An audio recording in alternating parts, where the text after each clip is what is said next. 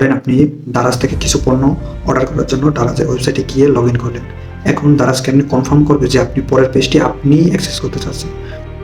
ঠিক এই মুহূর্তে শুরু হয় জেডব্লিউটি এর কাজ। জেডব্লিউটি হলো জেসন ওয়েব টোকেন। আপনি যখন কোনো ওয়েবসাইট বা কোনো ওয়েব অ্যাপ বা অ্যাপ্লিকেশনে লগ ইন করেন, তখন ব্যাকএন্ড আপনার ইউজার আইডি এবং রোল নিয়ে একটি জেডব্লিউটি জেনারেট করে এবং এটি ফ্রন্টেন্ডের কাছে পাঠিয়ে দেয় এবং ফ্রন্টেন্ড এটিকে কুকিজ বা লোকাল স্টোরেজে স্টোর করে রাখে এবং পরের বার যতবার আপনি ব্যাকএন্ডে রিকোয়েস্ট পাঠাবেন, এটি ব্যাকএন্ডের জেসন টোকেনটি পাঠিয়ে দেয়। জেসন টোকেনের তিনটি মূলত পার্ট থাকে। একটি হচ্ছে হেডার, পেলোড অ্যান্ড সিগনেচার। সিগনেচারটি মূলত মিন করে যে এই টোকেনটি এক্সপায়ার বা টেম্পার হয়ে যায়নি।